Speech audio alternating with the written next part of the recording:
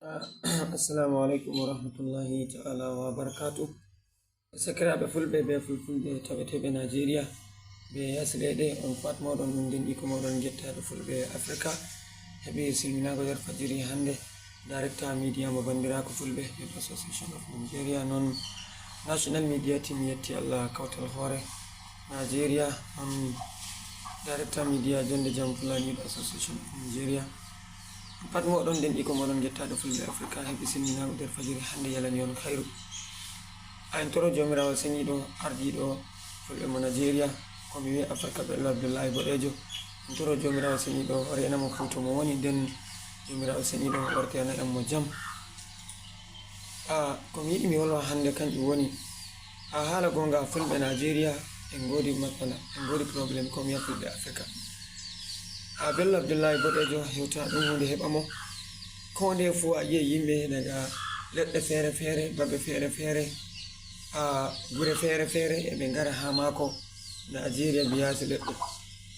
Amma jotta to a yehi, to a wari wuro mako a yi'ai wala garoɓe, wala jaloɓe e yimɓe ngarirayno. Ko nde o wala ɗon joni ai handi wiya goɓɓe ngara e kinna dada sare makko wato madujo makko be ɓe ndara ɓikkoyji makko no mahi be saro en makko eɓe kinna ɓe eɓe balla ɓe eɓe gaɗana ɓe du'a e fata alkhairi. To jotta kam alhamdulillahi, jotta kam min andi ɓe woni giɗuɓe laamiɗo hakkunde maɓɓe be Allah, ɓe woni bo ginnoɓe laamiɗo jimko ɓe garayno eɓe keɓato mako. Haala gonga fulɓe to ni gaɗeten, to ni jadeten, wallahi en nder probléme. To ni gaɗeten enen fulɓe wallahi probléme ɗon.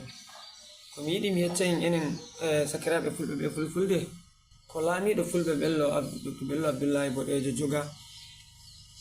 E wodi mawɗo fullo goto mo Nigeria ko yasi leɗɗe garɗo wi'i fulɓe ngara kawta hoore nodde woɗɗum special programme wato wonde hawride mawnde to Nigeria ɓe noddotira fulɓe leɗɗe fulɓe fullo Africa to tawa pat e fullo Nigeria ɓe gara ɓe jooɗo city Abuja Nigeria wato wuro mango e Nigeria won ɗon, ɓe kolla nawɗum ɓerɗe maɓɓe dow jogago lamɗo fulɓe to Bello Abdullahi Boɗejo.